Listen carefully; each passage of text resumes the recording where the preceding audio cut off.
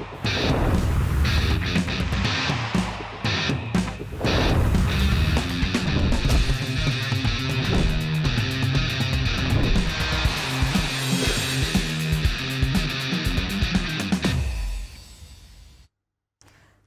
বিশ্বকাপকে ঘিরে এখন টেলিভিশনের বিশেষ আয়োজন 20 কুড়িতে। আমি আছি শারমিন সুপ্তা এবং আমার সঙ্গে আছেন ওয়াসিউল হক পান্থ। কেমন আছেন পান্থ? জি, আমি ভালো আছি, আশা করছি আপনিও ভালো আছেন। যদিও একটু দুশ্চিন্তায় রয়েছি, কারণ আজকে বাংলাদেশের জন্য কিন্তু বাঁচা মরার লড়াই। হ্যাঁ, আপনি যেটা বলছিলেন, আসলে অজিদের বিপক্ষে বাংলাদেশ ম্যাচটি হেরে যাওয়ার পরে স্বাভাবিকভাবে তারা ফেভারিট ছিলেন এবং সেই সঙ্গে আরেকটি শক্তিশালী দল ভারতের বিপক্ষে মুখোমুখি হবে আজকে বাংলাদেশ। এবং বাংলাদেশের যদি সেমিফাইনাল যদি আমরা বাঁচিয়ে রাখতে চাই, আজকের ম্যাচটি কিন্তু তাদের জিততে হবে। সেই সঙ্গে কিন্তু ভারত কিন্তু এখানে সবথেকে শক্তিশালী দল এবং 13টি ম্যাচ এখন পর্যন্ত টি-20তে তারা মুখোমুখি হয়ে একটি মাত্র ম্যাচ বাংলাদেশ জিতেছে। এই উইনিং মোমেন্টটা যদি রিপিট করে তাহলে বাংলাদেশ হয়তো সেমিফাইনালে যাওয়ার জন্য নিজেকে বাঁচিয়ে রাখতে পারবে। কেমন দেখছেন আজকের ম্যাচের বাংলাদেশকে? দেখুন, আজকের ম্যাচের কথা যদি বলি, গতকাল কিন্তু একটা ম্যাচ খেলেছে বাংলাদেশ এবং এর পরবর্তীতে 36 ঘন্টার মধ্যে আরেকটি ম্যাচে নামতে হচ্ছে। এটি অবশ্যই ডিমেরিট একটা বাংলাদেশের জন্য। এবং আমরা যদি বলি যে এটি যখন ফিকচার হয়েছে, এটি অবশ্য বাংলাদেশ যেহেতু প্রফেশনাল টিম, তারা মেন্টালি এবং ফিজিক্যালি প্রিপেয়ার ছিল। কারণ লিগগুলোতেও দেখা যায় যে হয়তো ব্যাক টু ব্যাক ম্যাচ খেলতে হয়, যদিও বিশ্বকাপের মঞ্চ দেশের জার্সি গায়ে যেহেতু খেলা, তো সেই ক্ষেত্রে এটি একটু প্রেশারই থাকবে। এবং ম্যাচ যেহেতু ইন্ডিয়ার সাথে, ইন্ডিয়া নিঃসন্দেহে এই টুর্নামেন্টের হট ফেভারিট এবং তাদের যে প্লেয়াররা, তারা যেভাবে যেমন ফর্ম নিয়ে এসেছিলেন আইপিএল খেলে, সেটি কিন্তু অসাধারণ ছিল। এবং যদিও যুক্তরাষ্ট্রের যে অংশটা ছিল সেই অংশে তারা কিছুটা স্ট্রাগল করেছে, কিন্তু এটি ভুলে গেলে চলবে না, তারা যখন ওয়েস্ট ইন্ডিজের স্পোর্টিং উইকেটে এসেছে তখন কিন্তু তারা আবার ফর্মে ফিরে এসেছে। আমরা তার ফলাফল দেখতে পেয়েছি আফগানিস্তানের বিপক্ষে ম্যাচে, যেখানে তারা দুর্দান্ত ব্যাটিং করেছে এবং বিরাট কোহলি রানে ফেরার যদিও আশা জাগিয়েছিলেন, যদিও 24 রানের বেশি তিনি করতে পারেনি, কিন্তু তাদের মিডল অর্ডারের দৃঢ়তা। আমরা যদি বাংলাদেশকে একটু দেখে বলি যে বাংলাদেশ কিন্তু আমরা মূল পর্বে আসার আগে তারা কিন্তু যেভাবে বাংলাদেশ ডমিনেট করে এখানে খেলে এসেছে, 3টি ম্যাচ জিতেছে এবং সেই সঙ্গে বাংলাদেশের বোলিং এবং ফিল্ডিং নিয়ে কিন্তু আমরা খুবই প্রশংসা করছিলাম সবসময়ের জন্য। গতকালের ম্যাচটি হয়তো আশাস্বরূপ বোলিংও হয়নি, সেই সঙ্গে যদি তৌহিদ হৃদয় যদি হয়তো ক্যাচটি না ছেড়ে দিলে বাংলাদেশে এই মুহূর্তে কিন্তু সবথেকে ফিল্ডিং সাইডে ফেভারিট ছিল। এবং এই যে বাংলাদেশের বোলিং এবং ফিল্ডিংয়ের পাশাপাশি ব্যাটিংটা কিন্তু আশাস্বরূপ হচ্ছে না। বাংলাদেশের ব্যাটাররা কি শক্তিশালী ভারতের বিপক্ষে তাদের ব্যাটিংটা তুলে নিয়ে আসতে পারবে? দেখুন, এটা আমাদের অবশ্যই ইন্ডিয়ার বিপক্ষে যদি আপনি মিনিমাম 170, 80 বা 90 করতে না পারেন, আপনি কিন্তু মোরালি ডাউন থাকবেন। এবং বোলাররা তাদের কাজটা দারুণভাবে করেছে গ্রুপ পর্বে। এবং গতকালের ম্যাচেও আসলে যে যদি দেখেন, পেসাররা আশানুরূপ বোলিং করতে পারেনি, কিন্তু ঋষাদ তিনি কিন্তু শুরু থেকে ভালো বল করছেন এবং তিনি কিন্তু ট্রাম্প কার্ড হয়েছেন বাংলাদেশের জন্য। এবং গতকালের ম্যাচের উইকেটেও কিন্তু তিনিই তুলে নিয়েছেন। সো অবশ্যই ব্যাটসম্যানদেরকে রানে ফিরতে হবে, রানে ফেরার কোনো বিকল্প নেই। এবং টপ অর্ডার যদি আসলে রান করতে না পারে, তাহলে আসলে পরের দিকে গিয়ে বাংলাদেশে কিন্তু আন্দ্রে রাসেল বা নিকোলাস পুরান এদের মতো পাওয়ার হিটার নেই, এমনকি হার্দিক পান্ডিয়ার মতো প্লেয়ার আমাদের নেই। সো সেই ক্ষেত্রে আমরা যদি শুরু থেকে একটি মিনিমাম স্কোর মেনটেন করে যেতে পারি, না হলে আমরা অজিতের বিপক্ষে বাংলাদেশের ম্যাচটিতে একটি পরিবর্তন দেখেছিলাম, মাহাদি হাসান সেখানে খেলেছিল জাকির আলীর পরিবর্তে। আমরা আজকের ম্যাচে কি ধরনের আসলে বোলিং লাইন আপটা চাচ্ছি বা ব্যাটার্সদের চাচ্ছি? আমরা এখানে কি 4টি পেস বোলার ফরমেশনে যাব নাকি এখানে সেম টিম নিয়েই খেলবো? আমরা দেখে নিই, এখানে তেমন কোনো পরিবর্তন আসলে দেখা যাচ্ছে না। হয়তো হতে পারে বিশেষ করে তানজিদ হাসান তামিমের জায়গা হয়তো সৌম্য সরকারের হইতে পারে, এটা আমার প্রেডিকশন, এটা নাও হইতে পারে টিম কম্বিনেশনের জন্য। এবং শেখ মাহাদি যেভাবে বল করেছেন, আশা করি সে আজকের ম্যাচটি কন্টিনিউ করবেন। সেখানে সাকিব আল হাসান কিন্তু টিমে থাকা সত্ত্বেও কিন্তু সে বোলিং করেনি এবং ব্যাটিংয়ে কিন্তু নিয়ে এসেছেন 6 নম্বরে। তার যে ব্যাটিংয়ের পজিশনটা পরিবর্তন হয়েছে এবং সেই সঙ্গে সে বাংলাদেশের এই সবথেকে এক্সপিরিয়েন্স বোলার, তার যে বোলিং না করা, এটার জন্য কি বাংলাদেশে একটু ভুগছে? দেখুন, আমি যদি আপনার প্রথম প্রশ্নে ফার্স্টে আসি যে সাকিব আল হাসানের ব্যাটিং প্রসঙ্গটা তিনি কিন্তু গতকাল ডাউন দ্য অর্ডারে গিয়েছিলেন এবং এটি আমার কাছে মনে হচ্ছে স্ট্র্যাটেজিক্যাল পরিবর্তন। কারণ রিশাদ হোসেনকে আমরা দেখেছি যে তিনি লং হ্যান্ডে খেলতে পারেন এবং দ্রুত রান কিন্তু তুলতে পারেন, যেখানে সাকিব কিন্তু ব্যাটিংয়েও কিছুটা স্ট্রাগল করছেন অ্যাপার্ট অফ নেদারল্যান্ডসের ম্যাচটা। তাছাড়া কিন্তু তিনি খুব বেশি রান করতে পারেন এবং টাইমিংয়েও কিন্তু খুব যে আমরা যে সাধারণ সাকিবকে দেখি সেটিকে আমরা দেখতে পাচ্ছি না। তো যেহেতু সাকিবও নিজেকে হারিয়ে খুঁজছেন বলা যায়, সেই কারণে অ্যান্ড রিশাদ হোসেনের কিন্তু ক্যাপাবিলিটি আছে বড় স্কোর করার, দ্রুত রান করার। সেই সঙ্গে আপনি সাকিবকে নিয়ে বলছিলেন, সাকিব কিন্তু লাস্ট ম্যাচটি কিন্তু সে দারুণ ব্যাটে বলে করেছিলেন এবং আমরা দেখেছি সাকিব আল হাসান কিন্তু যত উপরে ব্যাটিং করে 3 নম্বর বা 4 নম্বর, 3 নম্বরে কিন্তু সে অনেক সাকসেসফুল, 3 নম্বরে ব্যাটিং করছেন না যেহেতু টিমের ক্যাপ্টেন সেখানে ব্যাটিং করছেন এবং সেই সঙ্গে 4 নম্বরের পজিশনটাও হয়তো টিমে আপনি যেটা বলছেন টিমের প্ল্যানিং হইতে পারে, কিন্তু সাকিব আল হাসান সেই ক্ষেত্রে 6 নম্বরে ব্যাটিং করেছেন। তবে তার বোলিংয়ে না আসার কারণটা আমরা আসলে বুঝতে পারছি না, সে কেন বলে হয়তো পুরো ম্যাচটি হয় না। তবে গতকাল কিন্তু স্পিন যারা করেছে রিশাদ এবং মাহদি কিন্তু দারুণ বল করেছে, সেখানে কি সাকিবের বলের অন্তর্ভুক্তি কি দরকার ছিল না? এটি নিঃসন্দেহে হয়তো বা এটি মাঠে যেহেতু অধিনায়ক ছিলেন এবং সাকিবও কিন্তু ছিলেন, তিনি অবশ্যই যে মাঠে যে সিদ্ধান্তগুলো নেওয়া হয় সেখানেও গুরুত্বপূর্ণ ভূমিকা রাখেন। আমরা কিন্তু যদি মাঠে সাকিব এবং শান্তর কনভারসেশন বা সব কিছু দেখি, তো সেই ক্ষেত্রে মনে হয় এটা সাকিবেরও কল ছিল যে যেহেতু স্পিন ভালো ধরছে এবং রিশাদ কিন্তু এই বিশ্বকাপে সবচেয়ে বেশি টার্ন পেয়েছে।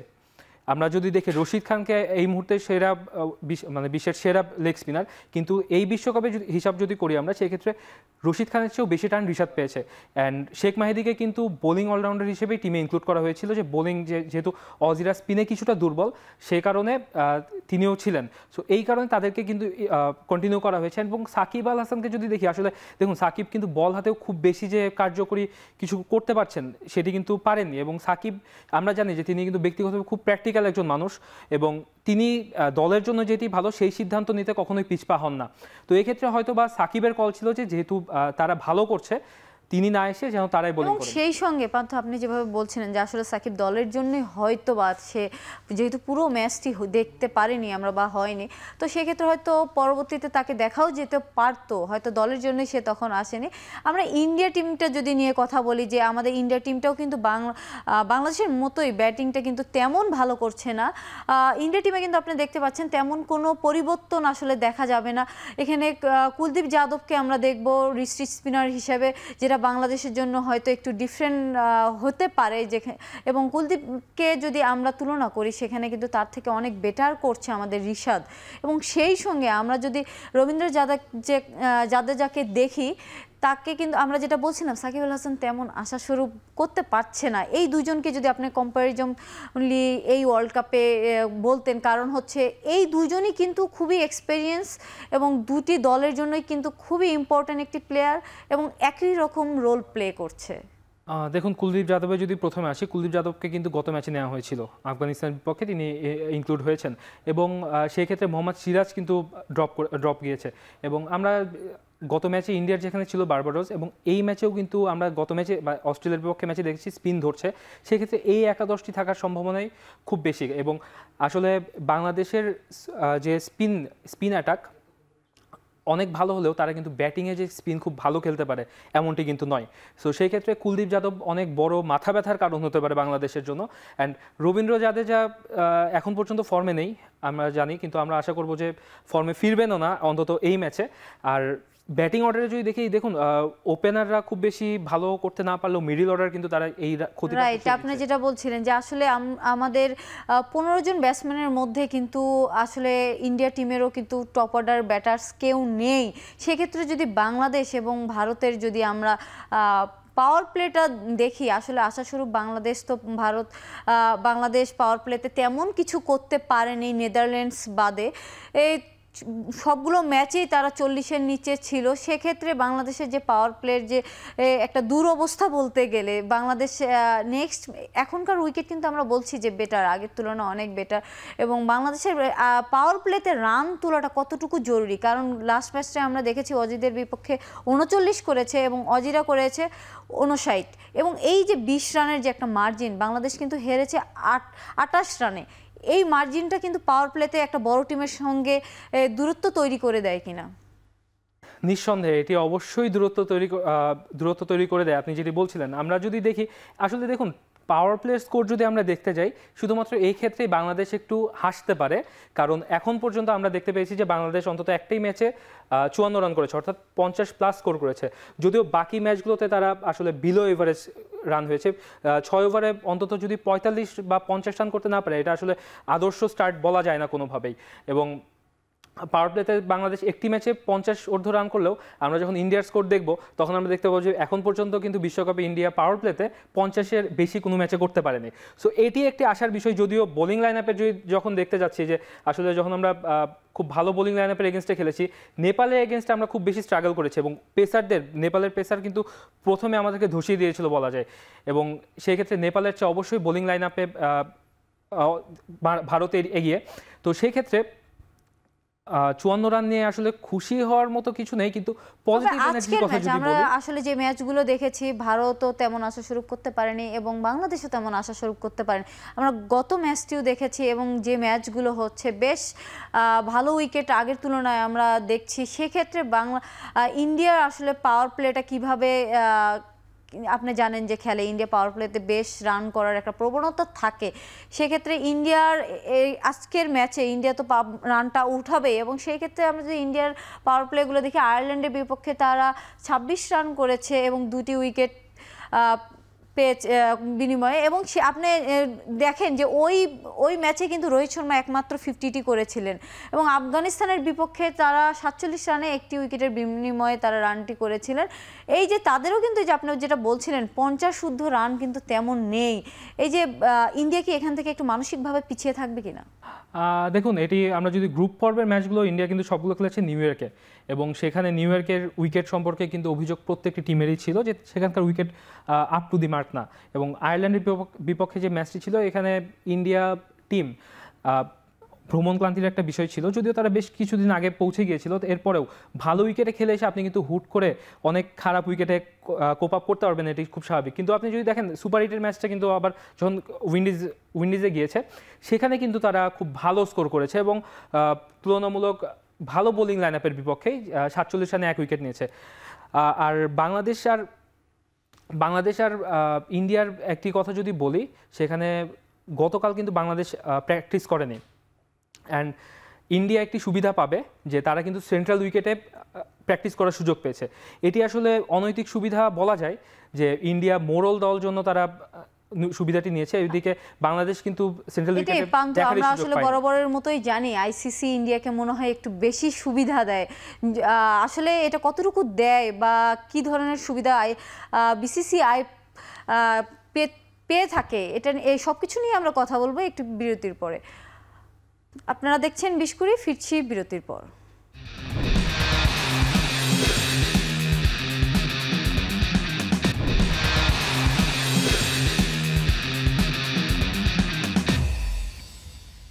ফিরে এলাম বিরতির পর। আপনারা দেখছিলেন 20 পান্থ, আমরা কথা বলছিলাম আইসিসি, বিসিসিআই, বাংলাদেশ, এবং সব থেকে ইম্পর্টেন্ট যে জিনিসটা আসলে বাংলাদেশের টপ অর্ডারের ব্যাটার্সদেরকে নিয়ে। লিটন দাস কিন্তু খুব ভালো একটি ছন্দে ছিলেন, সে বেশ কিছুদিন ধরে তার ছন্দ হারিয়ে ফেলেছেন। সেক্ষেত্রে কিন্তু লিটনের কিন্তু একটা আশা জাগে যে সে কিন্তু বরাবরের মতো কিন্তু ইন্ডিয়ার সঙ্গে ভালো করেছে। যদি লিটন দাসকে নিয়ে আপনি এই ম্যাচে কী ধরনের ভাবছেন?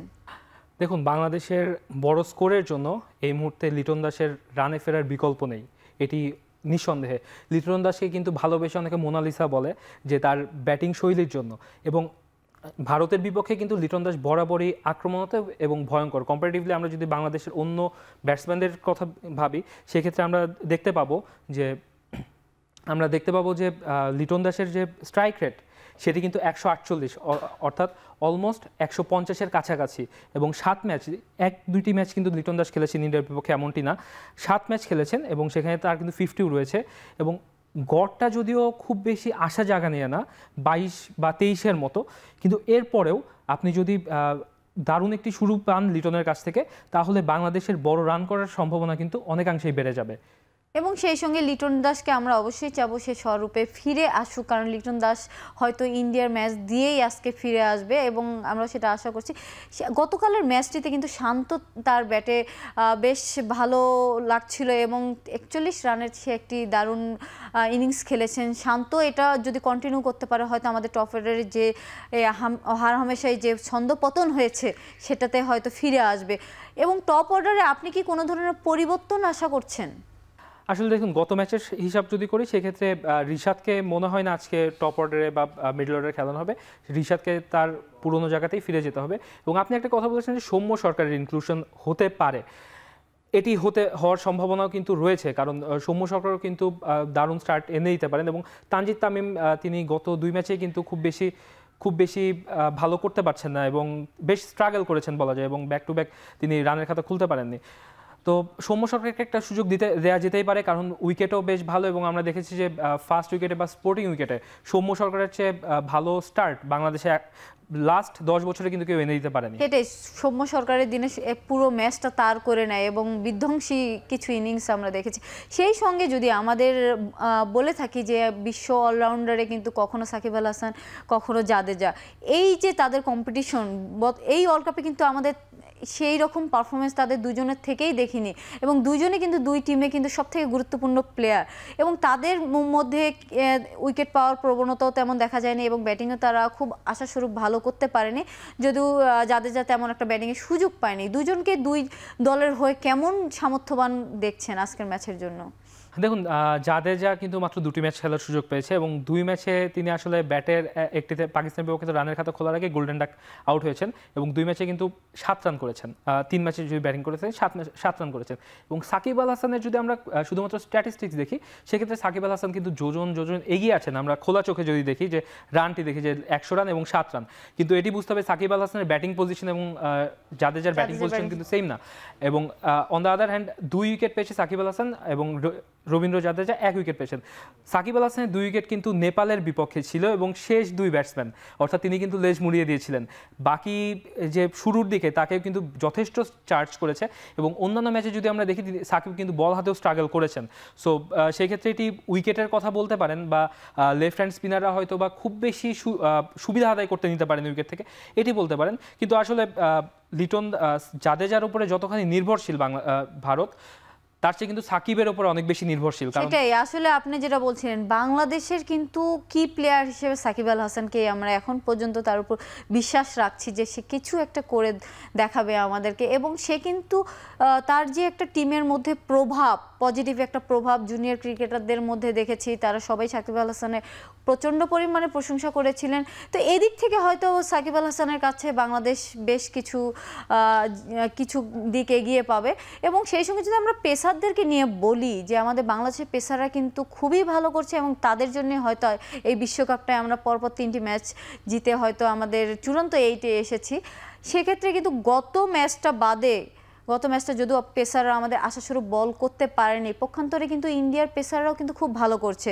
আপনি যদি পেসারদেরকে দেখেন এবং সেই সঙ্গে কম্পারেটিভলি বাংলাদেশের পেসারদেরকে দেখেন, মুস্তাফিজ বলেন, সাকিব বলেন, আপনি শরীফুল তো আনফর্চুনেটলি নেই এবং সেই সঙ্গে আপনি আমাদের স্পিনারদেরকে বলেন, কেমন করছে আসলে বাংলাদেশ?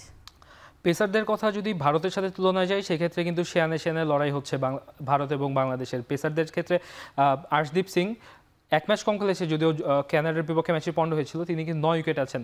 অ্যান্ড তানজিম হাসান সাকিব তিনি কিন্তু বলা যায় যে ওয়াইল্ড কার্ড এন্ট্রি একাদশে। কারণ দেখুন, শরীফুল যদি ইনজুরিতে না পড়তো তাহলে আমরা নিঃসন্দেহে বেস্ট 11 কিন্তু চূড়ান্ত ছিল যে তানজিম সাকিব গেছে ব্যাকআপ পেসার হিসেবে, কিন্তু তিনি শুরুতেই যে চমক দেখিয়েছেন এরপরে তাকে দল থেকে বাদ দেওয়ার কোনো কথা ভাবতেই পারেনি নির্বাচকরা বা টিম ম্যানেজমেন্ট। এবং সাকিব কিন্তু তার সুযোগের পূর্ণ ব্যবহার করেছে এবং এখন পর্যন্ত বাংলাদেশের হয়ে কিন্তু সর্বোচ্চ উইকেট শিকারী তিনি।